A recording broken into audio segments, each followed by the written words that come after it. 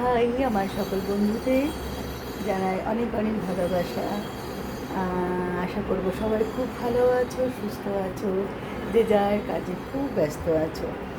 তো যাই হোক, আজকে আবার একটি ছোট্ট ব্লগ করার চেষ্টা করছি। তোমাদের সবার থেকে একটু একটু করে শেখার চেষ্টা করছি। যারা ব্লগ করে তাদেরকে আমার তরফ থেকে অনেক অনেক ভালোবাসা এবং অনেক অনেক শুভেচ্ছা।